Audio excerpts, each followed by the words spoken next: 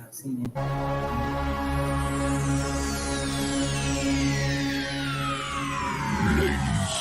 and gentlemen, may I have your attention, please? The show starts in 10, 9, 8, 7, 6, 5, 4, 3, 2, 1, go.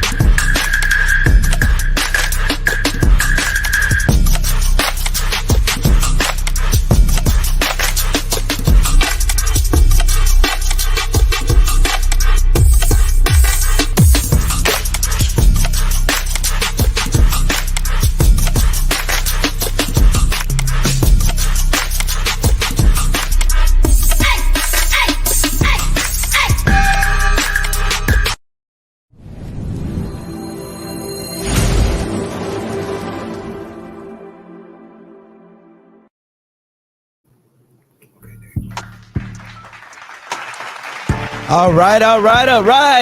Welcome into Grown Men Talking Incorporated. We have a very interesting topic for you today. We have the special guest, Miss Tabathia Porter, will be here with our new book, Broken Pieces.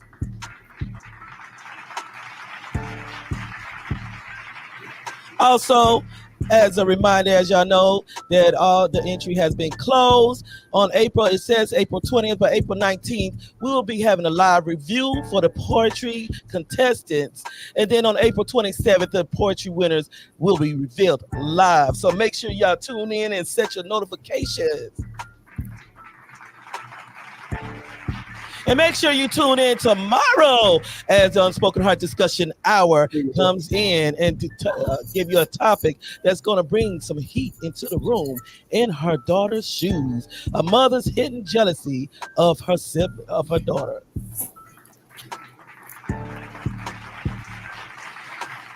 Now, to welcome you to today's topic, hosting the show today, our assistant co-host, Mr. Britton. What's happening, everybody? How y'all feel tonight? Hey, listen, this show here promises to be a real special show, a unique show. But before we do that, I want to bring to you my co-assistants, my help, my team. So with no further ado, let me start out with bringing on Mr. Mac Jones, the man himself. I got everything. Oh, what's that, bro? Hey. What's Can happening? I get it one time? Hey, you ain't got to say nothing else. Hold on. I got right here. Okay, hold on. Here we go. She said, run, run as fast as you can. You know I'm broke, ain't got no man, but I need that phone in my hand, and I ain't gonna call you back up, back up, back up, back up, back up. I know that's right. That's my theme music, y'all. So that's Mr. Mike Jones. Also Yes, with us indeed. tonight. Also with us tonight, I have my main man, Mr. King D. King D will be a little bit late today, along with the host as well, Mr. Robinson. He'll be in a little bit late as well, but they will be Okay. joining us. Okay, so that's a great update. We got it. We got it. We got it. I told you, God on our side. We got it. So it's to the hard way right now. It's to the hard You better way. know it. But this is going to be relatively easy. It's going to be enjoyable because tonight we have with us none other than Miss Tabathia Porter. Now, before we bring Miss Tabathia Porter in, we're going to show a little snippet of her last appearance here. She was not on Grown Men Talking Incorporated, but she was here on the Unspoken Heart Discussion Hour. So before he brings her in, we're going to just play a little snippet from the last time she was here.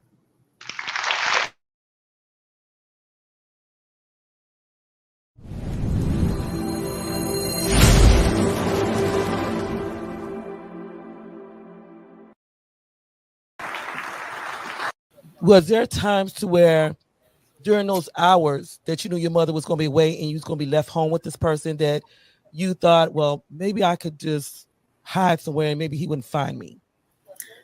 I did different things from time to time. There were times that I would just jump out of the window and just walk over friends, walk in the neighborhood. Our local church, the church that I attended was in my neighborhood. There was a point in time that I actually went to the church, broke in the church and stayed there for 2 days. And I was just on the altar. I was just depleted and in a place of total submission, like, God, you got to hear me. You know, I'm dying here and I need you to do something. You know, take this away from me. I was on the brink of feeling totally insane. And one day I woke up and I knew I couldn't hold it anymore. And my mom was outside in the driveway. And I walked up to her and I said, he touched me the wrong way.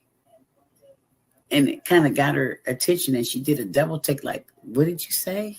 And the thing that I had feared the most happened. She went and got the gun. But how old were you when you finally revealed to your mother, he touched me? I was 16 when I finally told. And I was trying to feel good about the positive things that were going on in my life in terms of me graduating. You know, I was 16 years old, a freshman, getting ready to be a freshman at Ohio State. And I got to a place where I could not hold it back anymore. Just the look that I saw on his face, having the control, having the power over me, his words, his everything. I was petrified of him, and I just didn't want to live in fear another day. And I don't know what happened that morning that I got up and made up my mind, but I was just tired. I didn't want to be touched anymore. And I just said, hey, whatever you're going to do, I guess today's the day. Do it.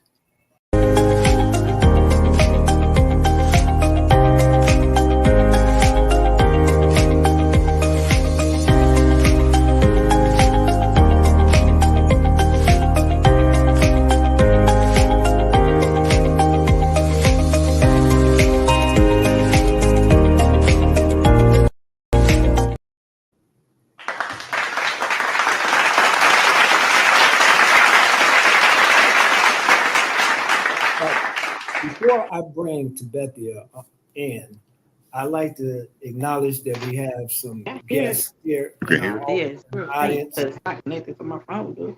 Hello? I'd like to acknowledge that we have guests in our audience tonight.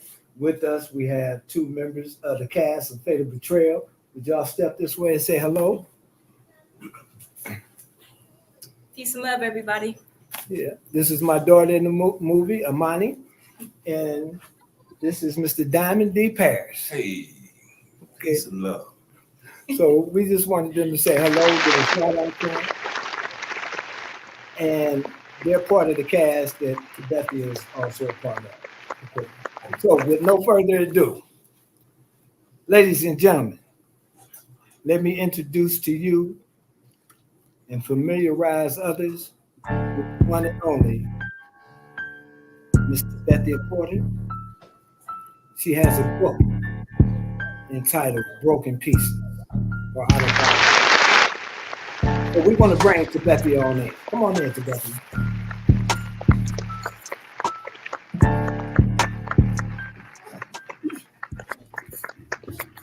So how you doing? How you doing? I'm doing great. Great. Hey, what's happening, How are man? you? All right, how you doing? Remember that guy there? The one and only. So naturally, we are ecstatic that you're here with us tonight. You know, this is on the heels of your book release, your signing release. But before we get into that, we want to refamiliarize some of our audience with exactly who you are, what's your mission. So why don't we start there and talk about Tabathia Porter? Well, I have a nonprofit organization that supports women and children who have been sexually abused, and that those components have everything to do with the mental health. A lot of times there is substance abuse involved, domestic abuse as well. And so we try to wrap around these women and children who have lived in a place of trauma, and they need therapeutic help. They need spiritual guidance. They need support. And that's what SOARS, that's our mission statement. Okay, great. So we had the opportunity to see a clip of the last program you were on with us. And I've talked to you extensively. And I know that there's so much more behind the story. You know, there's a story to the story. And you talked in terms about your mission. But how does this play out today for you? You know? So for today, I try to look at my experience as a stepping stone. And what I mean, the basic premise of that is, how do you take lemons and make lemonade? And there's a formula that we use to come from the dark place to light. But the good side of it is that I made it back to the other side. Not just made it back, but made it back with stamina and resilience. When you're dealing with sexual abuse, you got to have some fight. You have to be prepared to put your war clothes on so that you can go into battle to save yourself, your mind.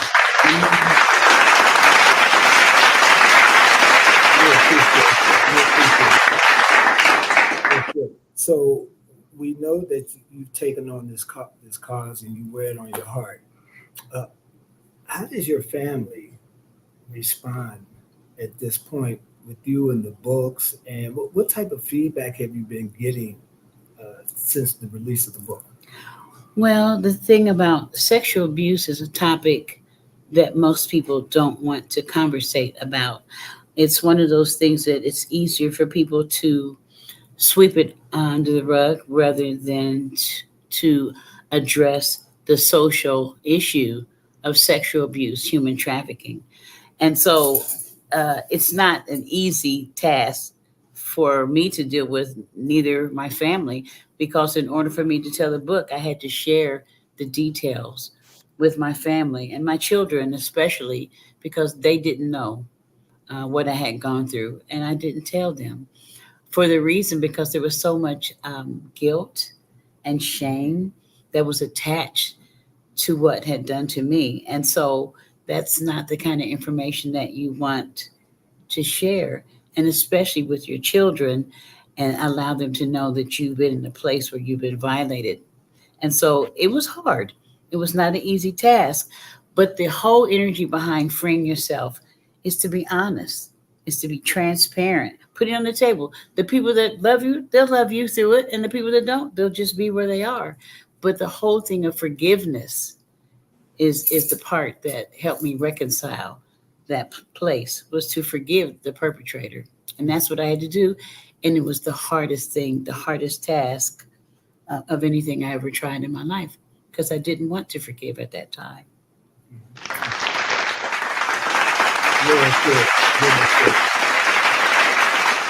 And we're going to go to Mac Jones here in a second, but I want to bring this, to the forefront, is that, we were talking earlier, you, myself, and one of our cast members, and we mentioned how creative that we find of people who suffer from abuse are. They're really some of the more creative people that we find today.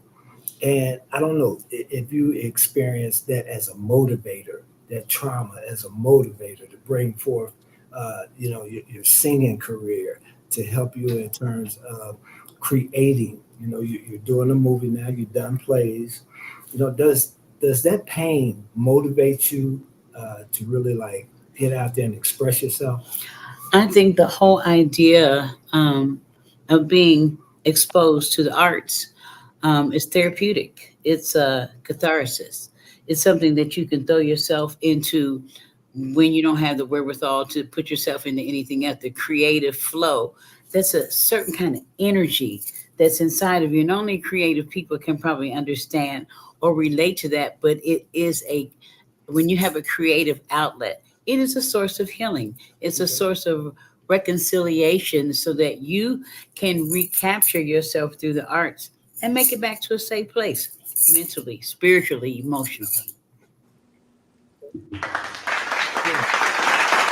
Mr. Jones. Yes. Yeah,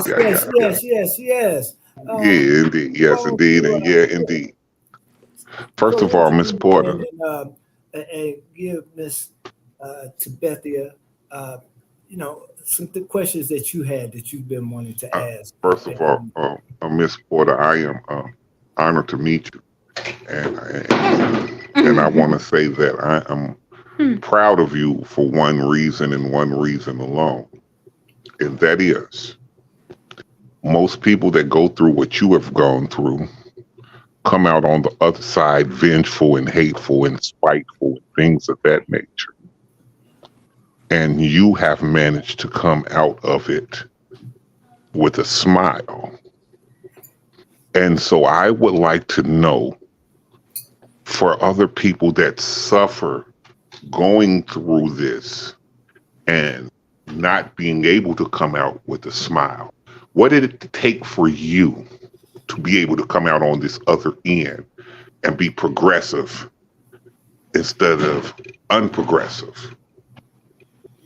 Well, the first thing is you really have to identify with exactly where you are. What kind of space are you in? Are you in a place of denial where you're not really ready to prepare? And if that's the case, then you're not ready to heal.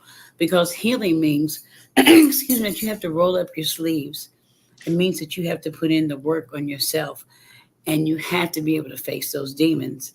And if you're not ready, it doesn't work.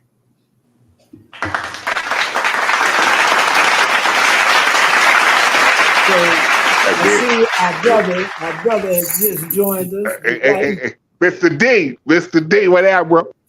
What's up, y'all? What's up? What's up, Dwight? Can I please squeeze one more? Oh yeah, Michael, please do, Mr. Jones. Please.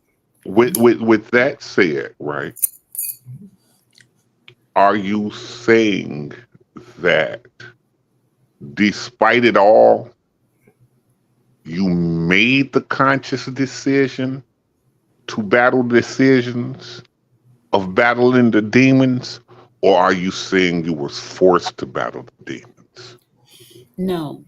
In order for healing to happen, you have to be a willing vessel. You have to be prepared to say yes and not give yourself a back door. Because if you give yourself a back door, you're playing with yourself.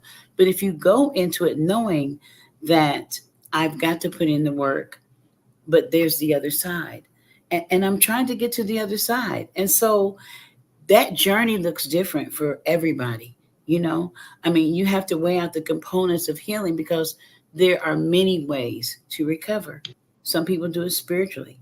Some people use the 12 steps, and then some people need all of that. Some people need the whole combination of all of those things for them to heal and restore themselves. But the bottom line is you got to find a place so that you can feel free. And again, before we go to commercial, I want to say, sister, I'm very proud of you again, and thank you for giving us a chance to listen in to parts of your story, and we'll continue on. We'll be back from the commercial, everybody, after 2 and 2, as Mr. Dwight says.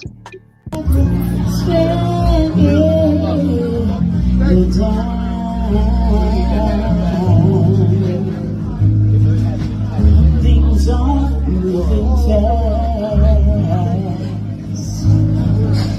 All the things you will last.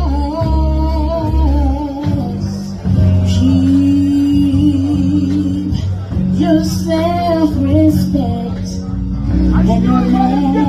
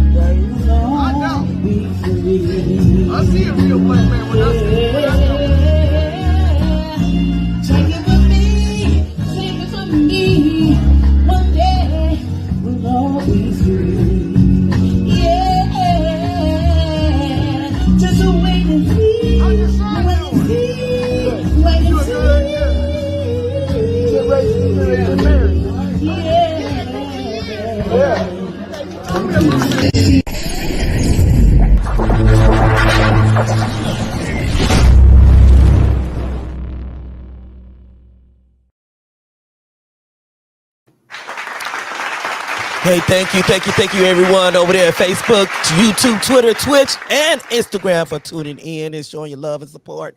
Make sure y'all tune in tomorrow to the Unspoken Heart Discussion Hour, as the panel will be talking about In Her Daughter's Shoes, when the mother is jealous of the daughter. Make sure y'all tune in, set your notification, because this is going to be spicy. Now over to you, Mr. Briggs. Yeah. Thank you, Spicy. Remember, tune in tomorrow. Tune in. Promises to be a great show. Before we go any further, I want to bring in our host of this program, Mr. Dwight Robinson. So come on in, Dwight. Hello, everybody. Hello. So Dwight, you remember Tabathia? Yes, I do. I definitely.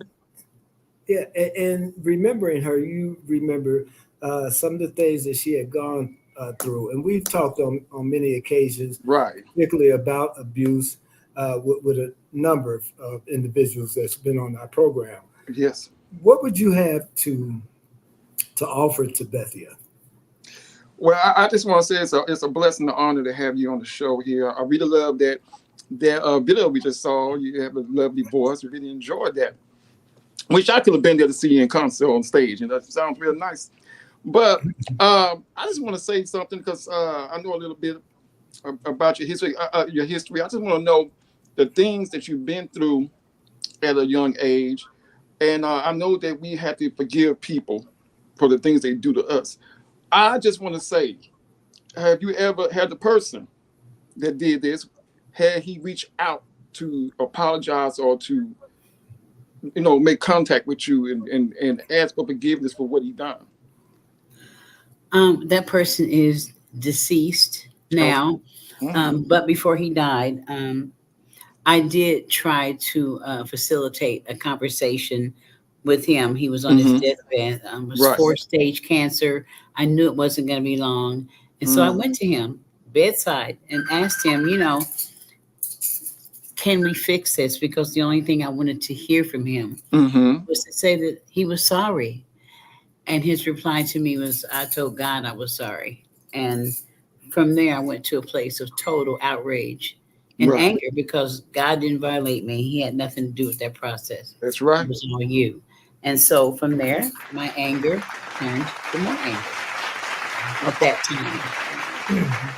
Well, I just want to say, like I said, it's an honor to have you here. You're just a beautiful woman. Love your smile, and I agree. It wouldn't have nothing to be between him and God, But some people, even on their deathbed, they find it hard to apologize, to admit they was wrong.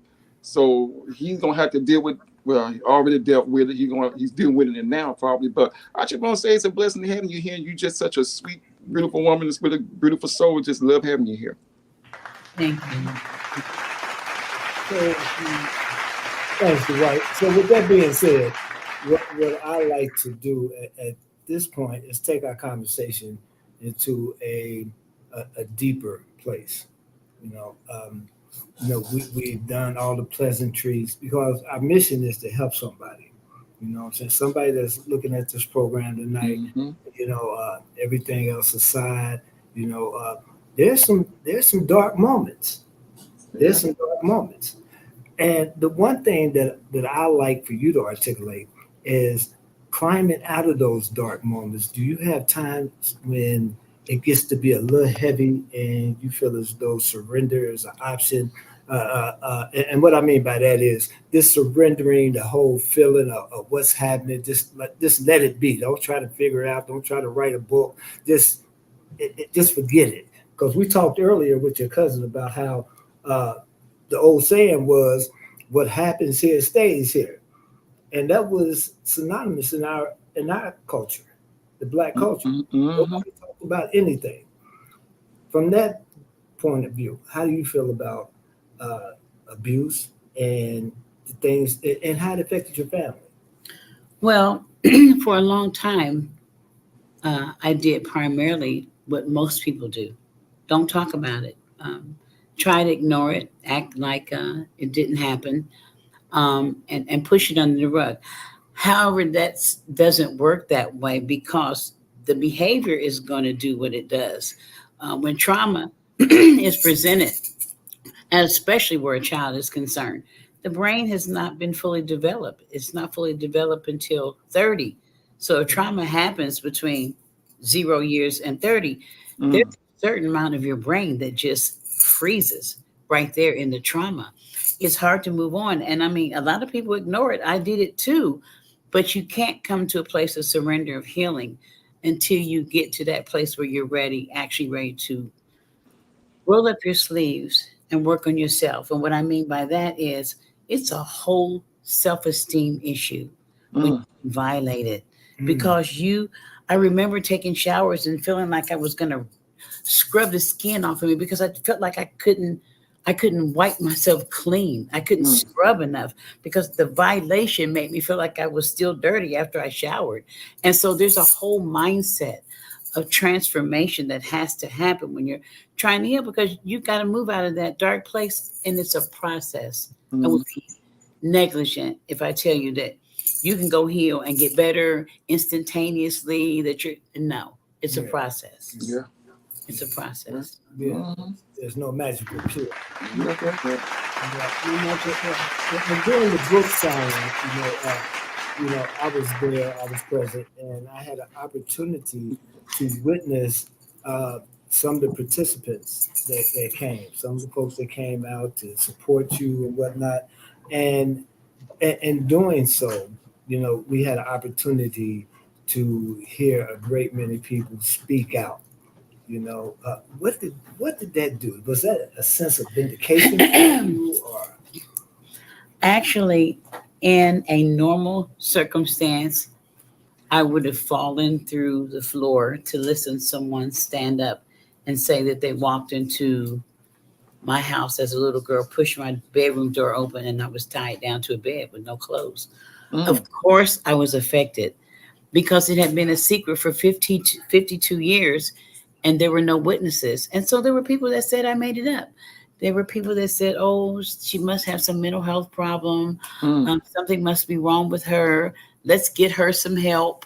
All those things, except identifying with the fact that what really happened. So 52 years later at my book signing, somebody gets up and they validate what I've been saying since I was 11. And for me, it was a sigh of relief, even though it was a horrible thing to hear after I got past the fact that there were about 60 people looking at me transparently, looking in my face. But I saw looks of support there.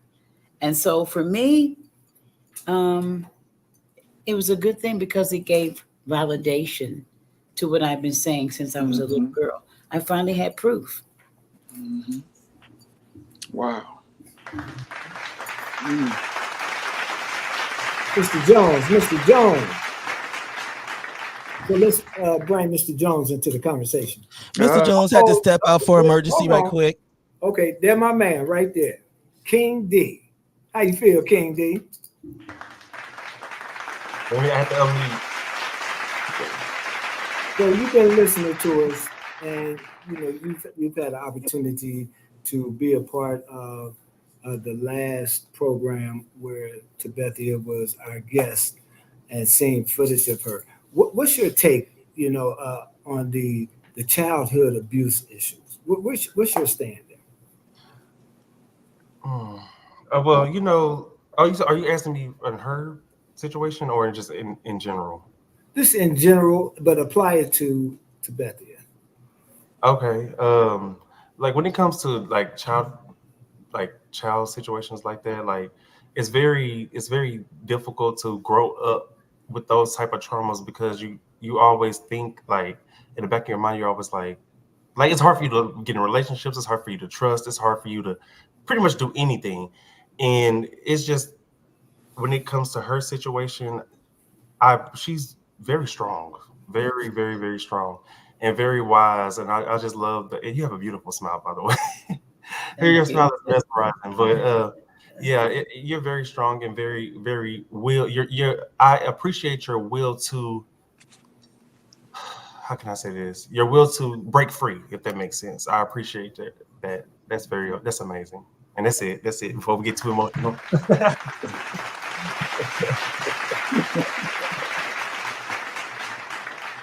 So one thing that you do, you work with an organization that addresses abuse, trauma. What's that work like for you? Well, I think that was the unexpected blessing that came my way. Of course, I am an advocate for sexual abuse, but also I work with an organization called BLAST, and that's Black Leaders Against Sex Trafficking. And so we work with the FBI and Homeland Security to secure safe places for women who have been victimized by human trafficking. And so there, I can't tell you how much of a reward it is to see women successfully heal, get their kids back, restore their their criminal record, start over again, build lives for themselves and their children, and go back to a semblance of happiness, like literally snatching your life back, taking it back.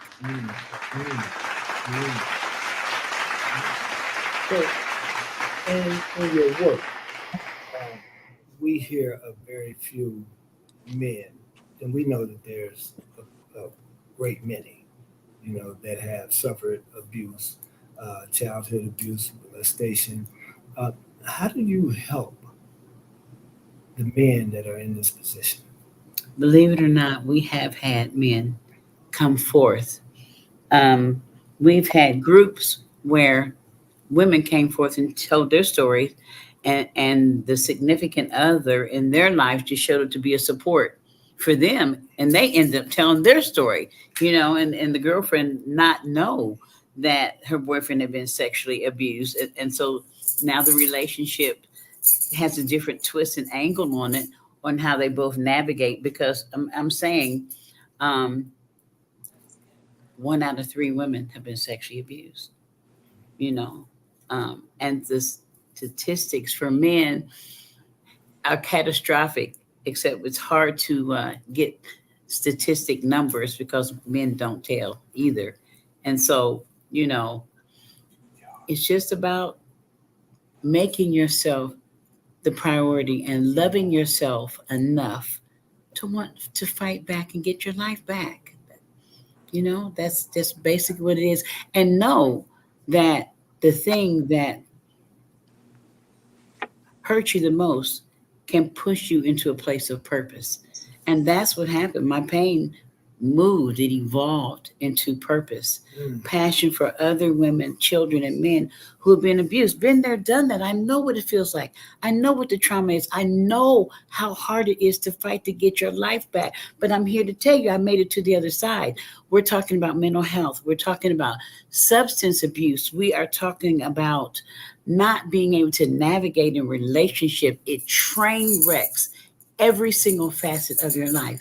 And so for you to go back and take that part of your life back, it's work. But I'm here to tell you, it can be done. I did it. That's good. That's good. Good. And Spicy, you'll be glad to hear that one of your friends just came into the program. I see Mr. Cool Daddy. Who you talking about? Who you talking about, Mr. Cool Daddy? You know who I'm talking about. Is that what she called you, Lauren? Oh, I'm sorry. That's Lauren. Dr. Lauren. Oh, Dr. Lauren. Yeah, she will be appearing on our show as well during the mental health month. Wait a minute, come here. Say hello. So, this is really an unprecedented show where, we're both sharing the screen, and, we have guests here, because we were filming. But most of the people that are here understand this topic, and we support you, and we support what Spicy is doing. But I hear the music, and I believe we got to get back on in two. We'll be back at you.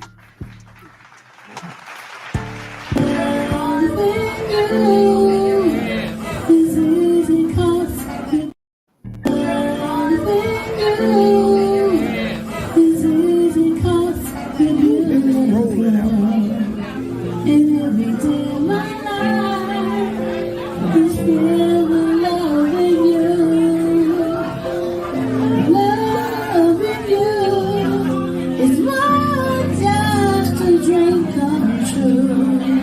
And every day that I'm more in love with you. La la la la la, la la la la, la la la la la la la. Do do do. Oh, no one else can make me feel the colors that you bring. Stay with me while we roam, and we will live in day in the springtime. Loving you is easy 'cause you're beautiful, and making love to you is all I wanna do. Loving you, I feel the sun come shining through, and every time that I'm more in love with you. La la la la la la la la la la la la la la la. Do do do.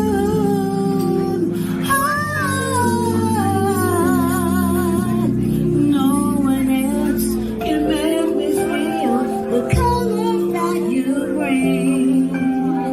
Stay with me while we grow, and we will live each day in the springtime. Loving you is easy 'cause you're beautiful, and every day of my life I'm more in love with you. Yeah, yeah. Loving you, I feel the sun come shining through, and every time that I'm more in love with you. Yeah, yeah. La la la la la, la la la la la, la la la la la la la la la. Ooh, ooh, ooh.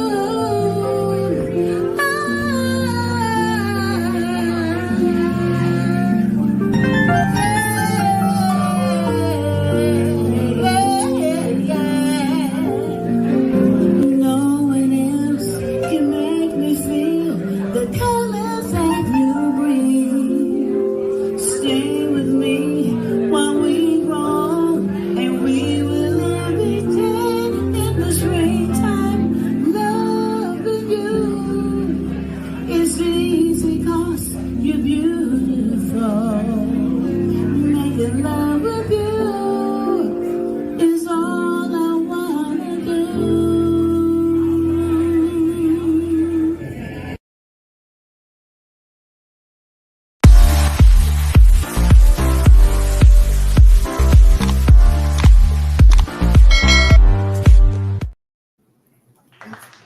All right, all right. Not only does she have a beautiful smile, but that voice, Lord have mercy. Make sure y'all tune in tomorrow, set your notifications as the Unspoken Heart Discussion Hour come to you with a tasty topic in her daughter's shoes, where the mother is jealous of her daughter. I wonder what that's going to be about. It's going to be really steamy. So, hey, make sure you come on in. And now over to Mr. Britton.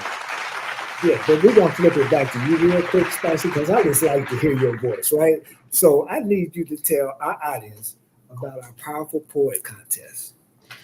Well, our powerful poet, well, these judges, boy, they going bat for bat. It's like a baseball field with them, with these poets. I'm telling you, they down to one, and that's the main one, the powerful poet. And it's been very interesting. So, you know, I mean, you could even see Dwight up there rubbing his bald head. So he's been doubling too. But I'm telling you, we will be having the review. We will post all the videos so everybody have a chance to see the ones that have entered. It will actually be on the 19th on that Friday. So it will be me, myself, with Mr. Britton. We will be airing the videos that they have. have entered into the contest and giving y'all opportunity to give your own opinion as well. And then on the 27th, the poetry winners will be contacted live in order to reveal who's the winner. So we'll see what'll happen then. Go ahead. Go ahead. So on a serious note, we're going to delve back into this because I'm quite sure that we have some viewers who are actually feeling the freedom, to really like address these issues. I know I did. I'm kind of outwardly candid that, I've been a victim myself. And, and it's great when I share and have the opportunity to share with someone or hear someone else articulate their journey. That allows me to know that the steps that I've taken and the road that I'm walking is not for naught. It's it's a purposeful road. It's a struggle at times. I know I have times, Tab, when I sink back into that semi-depressive mode. I want to question myself. I want to question the behaviors that took place, during this event. And I don't know, you wrote a book. Did you find yourself having blocks, when you had to go back and, and just review this in your mind as you were writing this book? Well, the one thing about trauma is that until you're past it, you're in it. And so I like that. For me, it was just a conscious decision. I was tired of living my life that way. I knew that I had a purpose and a destiny. I mean, I knew that as a child. I knew that I was gifted in the arts. I knew that I was a writer, but it seemed like there was something in me that could not fulfill the destiny, the purpose the way I wanted to. And even though I really tried really, really hard, I just couldn't get that 100% execution out of me, because there would be times that I would slip back into where the trauma, even when I was writing the book, there were often times that I would just turn the laptop off and retreat, and just fall back into a safe place and just try to process. Because when you write about what happens to you, you're triggered and you relive some of that. And every time you relive it, it's real to you. And so, that is also part of the process of looking at the realities of what happened to you and finding ways to overcome those things. Because if you don't overcome that, it'll take you over, and then you find yourself being a victim to your own self. And that's a bad place to be in terms of, but the reality is, you could say it in a couple of different ways, is the renewing of your mind is what brings you back. Somebody else said, free your mind and the rest will follow. All of that is part of the restoration piece that you get when you decide to take your life back and to go into your heart of hearts and find out where your giftings are, and build on what you already have, because what you have inside of you is enough. Your gifts will make room for you. And you use that and express it in however God gives that to you. It can be through music, painting, arts, whatever. But there is always a way, a therapeutic way to fight back, a spiritual way, emotional way. You have to combine all those things into something that works for you. Queen D. So, little brother, from the younger brother's perspective, how do you feel about that? Hold on, let me turn my thing up because I can't hear you. Hold on. Okay, there you go. What'd you say? So, how do you feel about what Miss Porter had just expressed and how she addresses this whole issue? What do you think from your perspective as a younger brother? I feel like that. I feel like that she pretty much nailed it. Like at the end of the day, like, cause I am too a victim of not sexual assault or nothing like that, but physical abuse, and like you literally live in it until you heal. Like I was saying once before, we were on the show on here, and we were talking about how pretty much how you live in it until you heal. And I don't even want to say it, Lord. I pretty much basically was saying that I don't like to be touched. To this day, you can't touch me.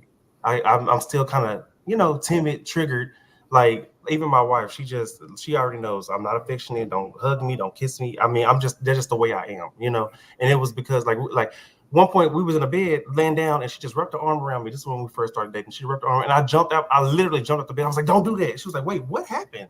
Like and it's because my abuser always abused me at night. You know what I'm saying? So wake me up, beating the crap out of me, and so that's what really had me the way I am now.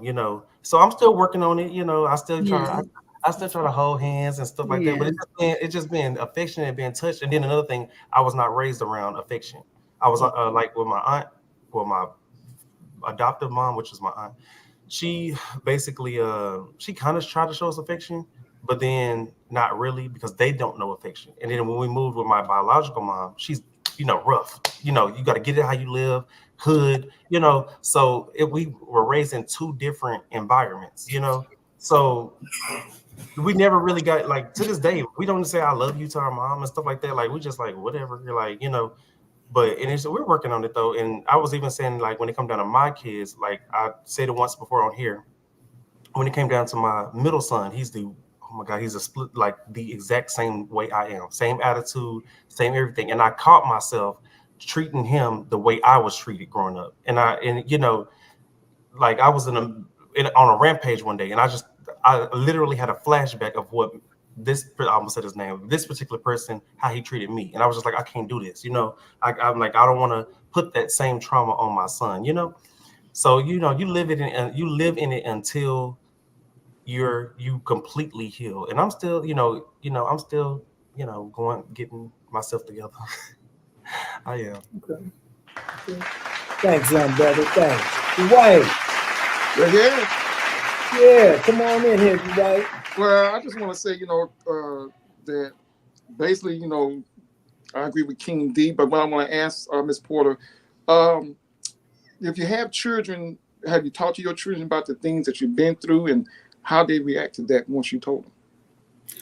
Well, I did tell my children, because I couldn't see myself in clear conscience writing a book about all those things that happened to me and being that transparent as I was in the book, because I am totally transparent, not have a conversation with my kids. I think that I told them, they internalized it as well as they could, but at the book signing, they heard the cold reality. Hear somebody else in somebody else's voice say what happened to their mom. And of course, my son in particular, he was definitely affected. My daughter was a strong tower. I saw my 6'4" son's knees buckle a little bit. That was a hard pill for him to swallow, that it actually happened to him, his mom. And even now, he's more protective of me, because as something in his brain is saying, there was a point in time when my mom wasn't safe. I need to be that safe place for her now. So now he's like Superman to the rescue when I don't even need him. But I appreciate it. And I do understand from a psychological standpoint of where that comes from. Because when you're a victim, you lose all control. Because the predator, they're all about control. That's the whole get off for them. So when you lose that sense of control, and for me, I said I would never be a victim again. And that spilled over into relationships, because I felt like I had to prove something in relation, that I'm not weak, that I'm not going to be taken advantage of. And there's a whole nother psychological component of how you develop and move back to a place of being able to deal in relationships from a place of normalcy and not a place of old behavior and habit and mindset. All right. Yeah. Fantastic. This is therapeutic even for me, to have it reiterated, to hear us talk about and congratulate Tabathia. But for me, it's inspirational because it shows me that never die spirit, which I see in you, that never stop spirit. But even more so, I want to acknowledge the fact that this is not an easy thing to get over. It's not easy. And it can come at times when you least expect it. Correct me if I'm wrong, where it can actually be more prevalent in your life than you think. I know I found myself tearing up at times just with some of the memories. But as I said earlier, what's so rewarding is being able to be in a safe place around safe people and being able to express this and what's going on. And I commend you. That's a big deal.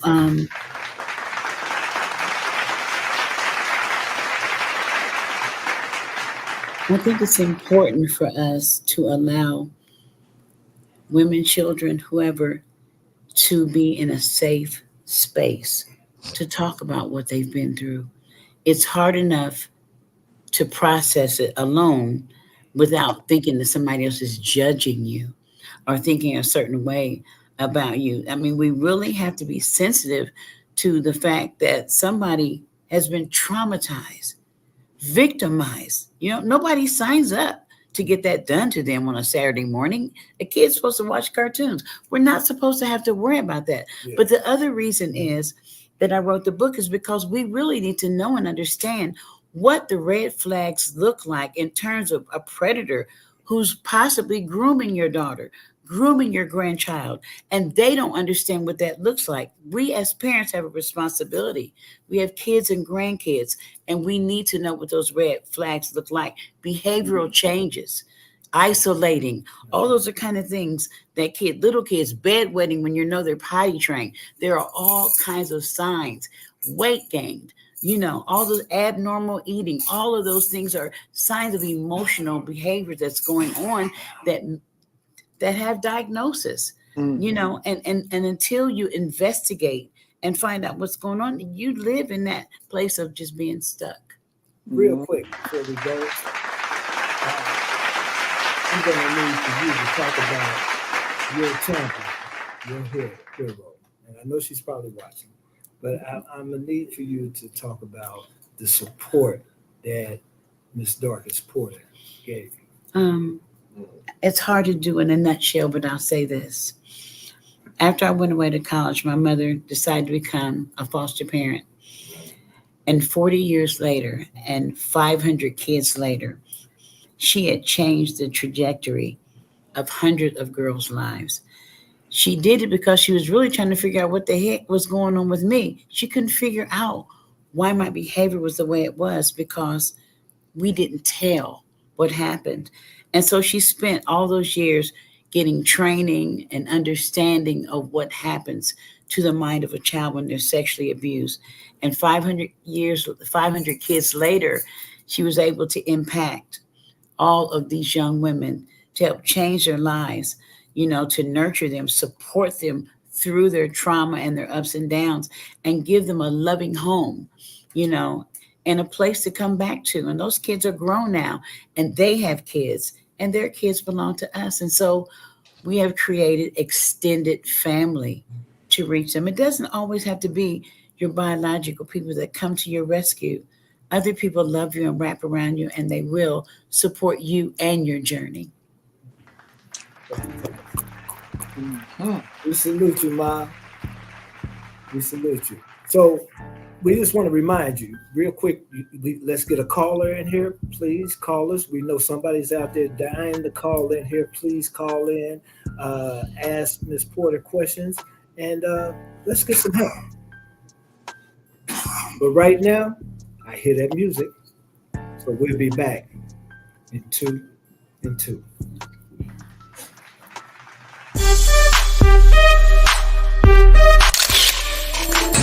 Black man, you need to handle your business. You got a rat in your house, maybe two. You better open up your eyes so you can find out who these serial killers are. You better watch your back.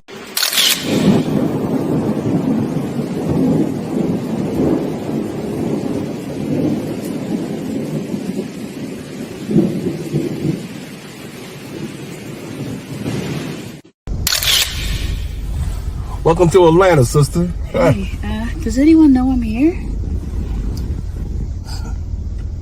No. Only me and Uncle. Okay. You know, there's a lot of danger here.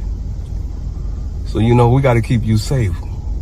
So you got to lay low. You have to lay low. All right? I can do that. Just tell me what to do.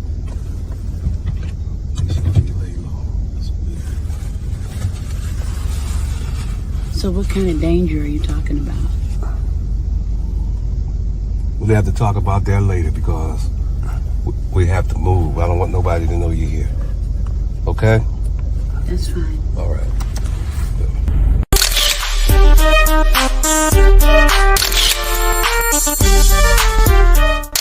Tell me why you won't give me some good steak. Tell me why you won't give me a cheesecake. Tell me why you never give me what I want. And I want a croissant. Hey. All right. Hey. Make sure y'all tune in tomorrow as the Spoken Heart Discussion Hour comes in with the topic in her daughter's shoes when the mother is jealous of her own daughter.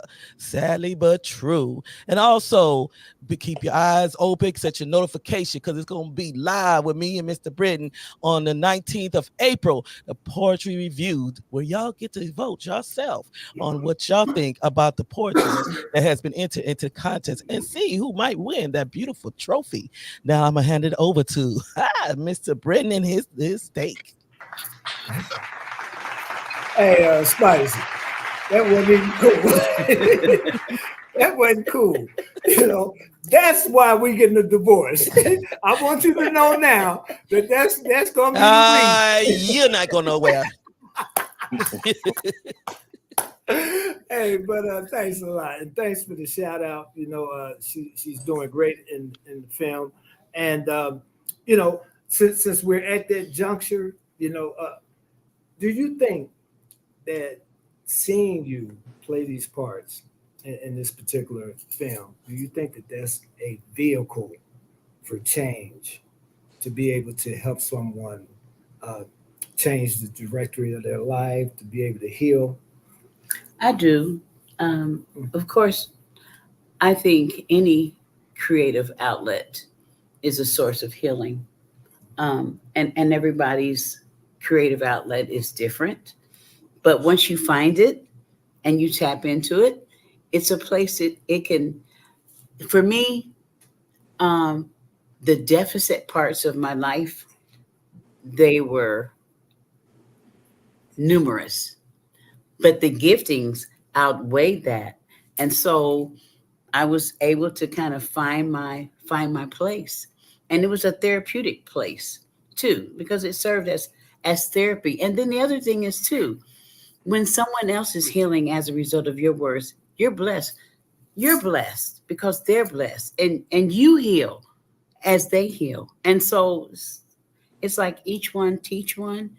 We share the knowledge, we share the wisdom, we spread it so that others can heal. And the reason why I'm so adamant about it, it took me a long time to heal. Mm-hmm. I gave up a lot of years of my life. Mm-hmm. And so for me, the quest is to impart that information to the next person so it doesn't take them a lifetime to heal. Go ahead and get your life back and do what you need to do while you still have the time to do it. And also, if y'all want to go and support, and I'm going to say, go out there and show her some love and support. The link is scrolling beneath them for the Broken Pieces book that she wrote on her story. So make sure y'all go show her love and support. And I can't wait to get my book in hand. Yeah. I know that's right. So, hey, both of you women are so creative. You know, you are so extremely creative. And I thank God for allowing me to be in the presence of such great women. But before we get out of here, you know, I want to give Tabathia an opportunity to tell folks not only how to get this amazing book, but where can they follow you at? I have you can purchase my book on Amazon. I have a website, TabathiaPorter.com that will take you through. You can see the trailer. I produced a trailer that went with the book as well, and you can buy it online. Either one of those ways you can access. But I have a Broken Pieces YouTube page, a Broken Pieces Instagram page, and a Broken Pieces Facebook page where we share content of support, restoration to women and men and children who need that extra push to know that they're not going through this alone, that somebody else has gone through it, conquered it, won, and made it to the other side. Great. Right. Yes, sir. Yes. Do you have any parting questions? Just the only thing I want to ask, last but not least, is there, all the stuff you've been through in your life and all that you've been through, is there a special someone in your life now as we speak? I felt the heat come in. That's a question, ain't it? Well, in the healing place, in your healing place, the special person has to be you. And the reason I say that is this. If you think about potentially something in terms of relationship, you want to make sure that you're healed, delivered, and set free. Because you don't want to take your junk and your demons and place it in another relationship. So you're going for total restoration of yourself. So if in fact that does present itself, you're ready to rock. But not until you're ready. All right. Fantastic. And I want to kind of backtrack real quick, if I may. And there's something that I was dying to say about King D. Talked about the touching part. And I got to be honest with you. I find myself, intimacy for me initially is great, but I get to a point, and it's probably due to my being molested twice by the age of 8, where that touch thing that you talked about, King D, it's like, okay, I'm kind of cool. You know what I'm saying? I'm kind of cool because it's like, it's still a thing, like it's a trust thing for me. It is trust. So it it's trust. Is. So because that person, and by me being molested, and I love my mother, don't get this twisted, but my mother was the person who trusted in individuals who took advantage of me. So for a lot of years of my life, and I think I said it here openly before, for a lot of years of my life, I had a problem with trusting, and in particular women. And I love women. But it's like after a minute, I'm like, wait a minute, hold on. Drop me off somewhere where I'm going to be hurt. Safe. You know what I'm saying? So, yeah. There's a whole thing about, there's a whole touch therapy. That's something that's kind of new. And it's something to reintroduce you to intimacy. Because touches didn't feel quite right before, you had issues with it. Sometimes you were triggered. Touch therapy helps get you prepared for being intimate in a comfortable space so that you can handle intimacy on the level that you can handle it and not scare somebody to death while you're being triggered. And so there is touch therapy that helps you make the transition of being comfortable in that space and understand what inappropriate touch is. How does that feel? But how does the touch of intimacy feel as well? And how you navigate your way through getting back to a place of being normal sexually. And that's a whole different talk show right there. It surely is. And I do want to share, I can, relate to what King D said as well, because, coming up, I had a problem with, being touched. Don't kiss me, don't touch me, to where I had to actually go to my father, my heavenly father, because when it came to my children, I had a problem in showing them affection. So I felt bad about that, because it's like to hug them, they was loving towards me, but I was like, nah, move back. What are you doing? I didn't want to be touched. And even to this day, it's like getting people to I'm gonna say respect, because if you know somebody's been abused, you need to ask them, is it okay if I hug you? That's right. Respect the boundaries. It's not all about what you like to do or what you're into or what makes you feel comfortable. You got to think about another person's, crosses that they've been through and what they're trying to overcome. And even to this day, I find that difficult for me, to where even when I was in a relationship, it's just like I'll just roll over and they try to pull me over, and I'm like, I'm good, especially with your feet. I still can't get the feet thing. I can't.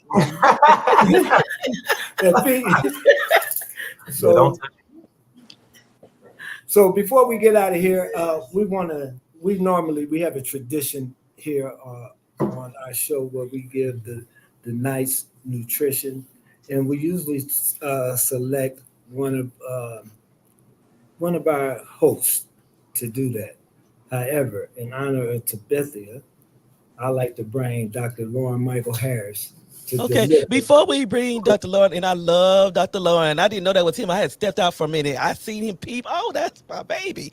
But Tabathia, what I want to do, because she knows my favorite song, and I know she got to remember it, but we're going to have her give us a little taste of her voice here live on the show. Oh, really? Okay. Yes, ma'am. You can't get away with that. You can't get away with that, baby. Go ahead. So now, action. Why should I feel discouraged? And why should the shadows come? Why should my heart feel lonely and long for heaven and home? For Jesus is my portion, a constant friend is He. His eye is on the sparrow, and He knows He watches me. His eye is on the sparrow, and I know He watches. I know He watches me. Watch on me. And see, that's what I love about the people I come in connection with, because when I be watching them and they know I be watching them, but you never know how they watching you. And she knew that was my favorite song. Thank you. Okay. Come on in here, Doc. Thank you, Miss Porter. So, and he's being reluctant to Spicy, so you better tell him to come on. Where's Spicy's face? It's behind the curtain, baby. Hi. Hi, how we doing? It's so good to see that smile. It's good to see you. Hear you. Yes, but before you give us the nutrition of the day, will you just tell everyone out there a little bit about yourself and let them know when you air on your show?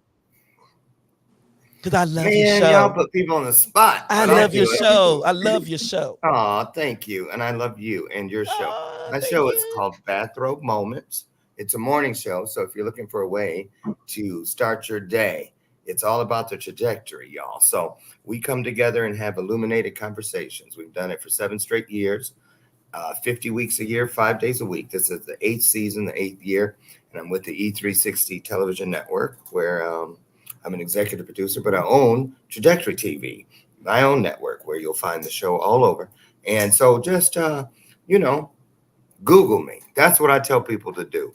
Google me, so you have an opportunity to be baptized in the full body of the work. The show is just one of the spokes. You see what I'm saying? But as long as we get up every day and we do our best to change the world through the easing of suffering, it doesn't take a lot.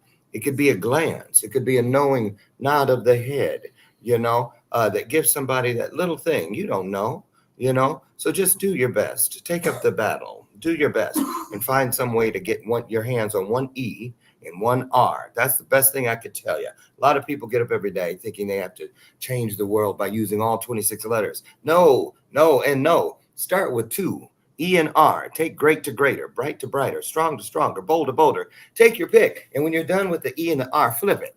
Because once you've done those things, you'll find yourself renewed, revived, re-everything. So I'm just telling you, there's more of this Monday through Friday on Bathrobe Moments. And if you have a compelling story, seriously, and you want a safe place to share it, we have another opportunity for you there. So you have Spicy's show, and this is just another avenue to the truth. So thank y'all so much. I look forward to getting to know all of you better. Okay, get out of here. So anyway, and now for my next number. Yes. So make sure y'all tune in tomorrow. I tell you what, I'm telling you, it's going to be steamy hot, because now we're talking about the relationship between the mother and the daughter. So make sure y'all tune in live, set your notification. Make sure you give Miss Tabathia a follow, because I'm telling you, it's not just a smile, but the voice.